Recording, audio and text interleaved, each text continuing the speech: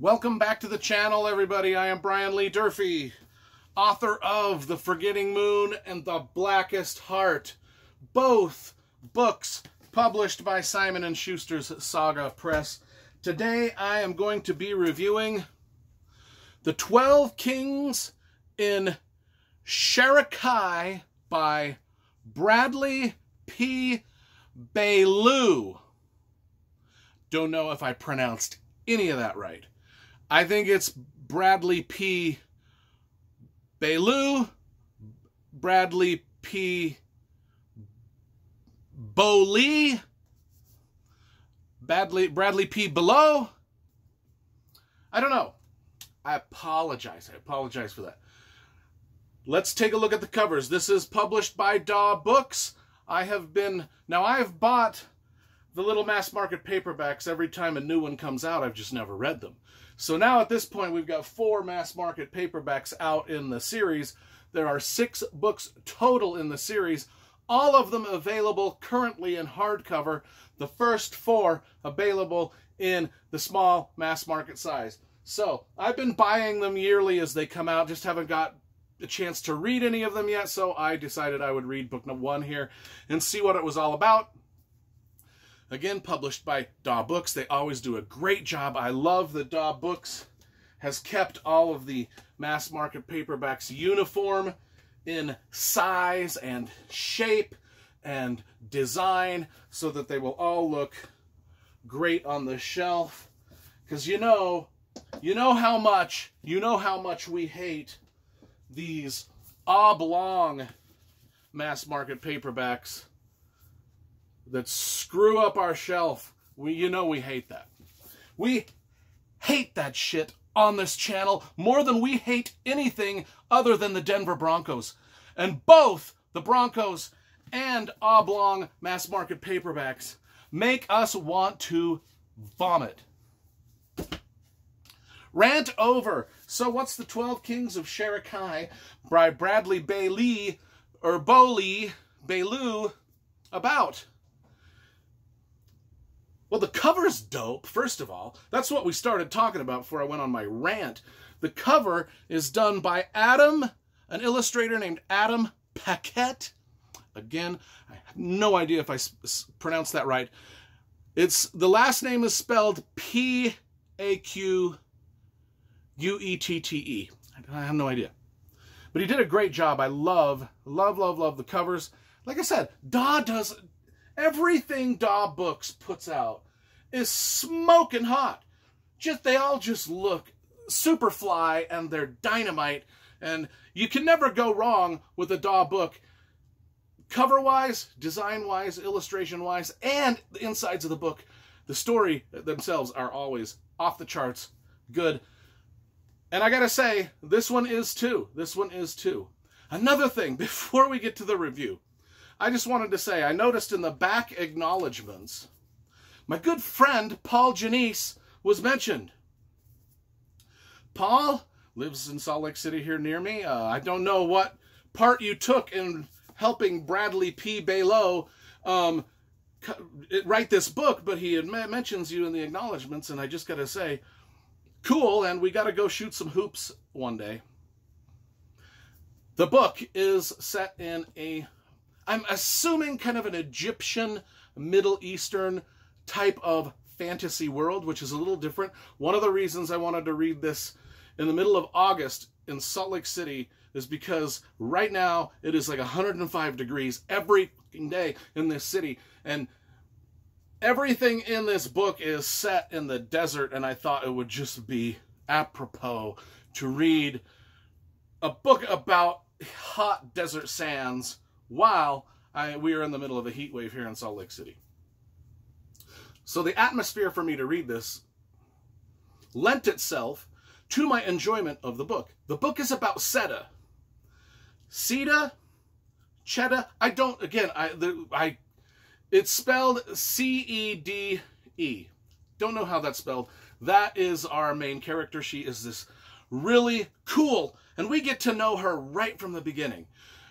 It opens up with this great gladiator scene where we get to see Ceda put on her armor. And just the way Bradley P. Beaulieu describes the armor, the white armor, and she's disguised. She wears a wolf helmet, and she is known in the gladiator pits as the White Wolf.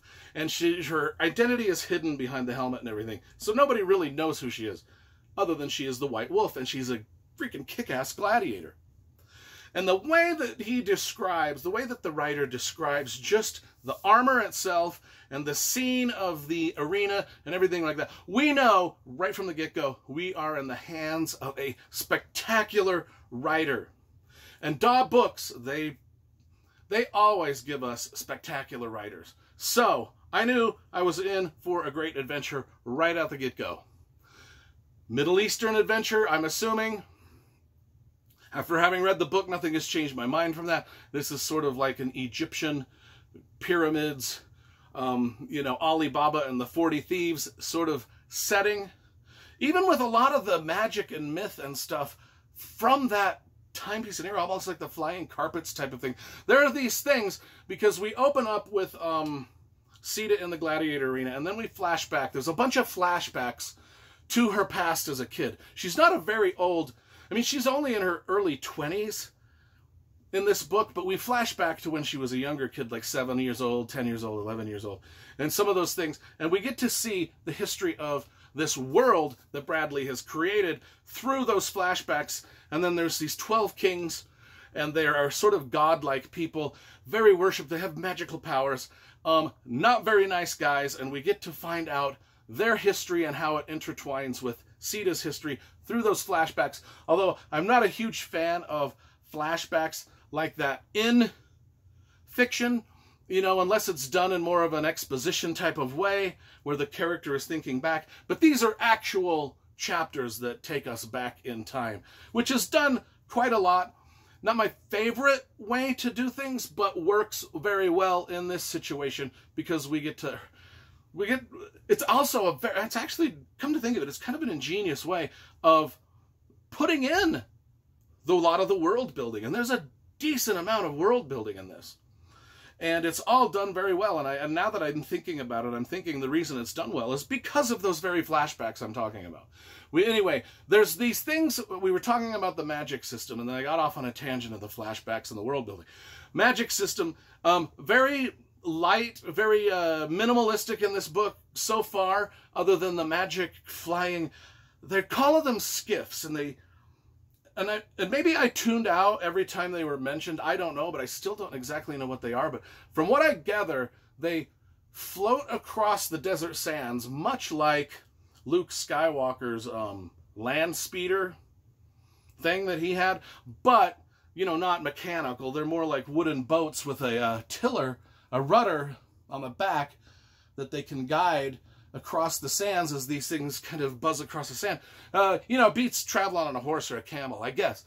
But I did notice that was part of the magic system, and I'm still not dialed into exactly what that is or how that happens.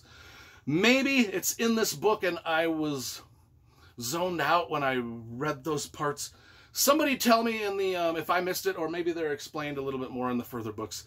A lot of the magic is not really... We really don't know exactly what's happening from this book, and we'll probably be getting more hints as we go along. That's what I'm trying to get out. That's what I'm trying to spew out of my mouth here. So, there's this contention between Sita, our main character, the young gladiator woman, and these 12 kings of Sharakhai, who are godlike figures, and Sita doesn't like them, and this is very much a revenge tale.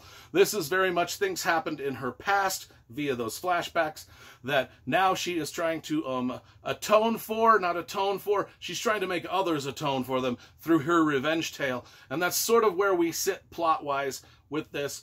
A lot of great side characters. I liked Emery and Osman, probably my favorites. And again, if I butchered the pronunciation on those, I apologize.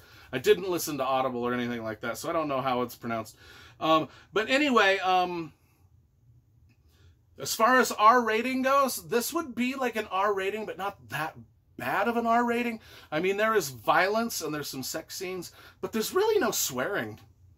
that I can really remember. There's no F words or C words or B words or any of that I can recall. But there is quite a bit of violence, but it's not real gory. And there is some sex scenes right from the get-go. So just keep that in mind. I mean, if they were to film this book and film the sex scene, yeah, you wouldn't want to take your 10-year-old son to that. No. But anyway, that's one thing you can watch for. There was, before I give my final rating, I didn't do this book justice in describing really what it was about. So I'm just going to read the back part, and that'll give us a brief overview, and then I'll give my score on what I thought of it overall. So, Sharakhai, the great city of the desert, center of commerce and culture, has been ruled from time immemorial by 12 kings, cruel, ruthless, powerful, and immortal. With their army of silver spears, their elite company of blade maidens, and their holy defenders, the terrifying Asurim, these 12 kings uphold their positions as undisputed, invincible lords of the desert. There is no hope of freedom from under their tyrannical rule. Or so it seems. Until Sita, a brave young woman from the West End slums, defies the king's laws by going outside on the holy night of Bectazari, again, pronunciation. What she learns that night sets her on a path that winds through both the terrible truths of the king's mysterious history and the hidden riddles of her own heritage. Together, these secrets can finally break the iron grip of the 12 kings' power. Okay, fantasy, horror, catacombs, sarcophagi, resurrections, and revelations. This book has it all. I agree with it. It's a damn good book. Damn good book. Book number 1 in the Song of the Shattered Sands. Probably something I should have mentioned from the get-go. The name of the series. Just realized I forgot to mention that. Song of the Shattered Sands. 12 Kings in Sharakhai. I really liked this book. I give it a good 8.5 out of 10. I will be reading and reviewing the rest of the series throughout the years, and we will see where this goes, but I am looking forward to it.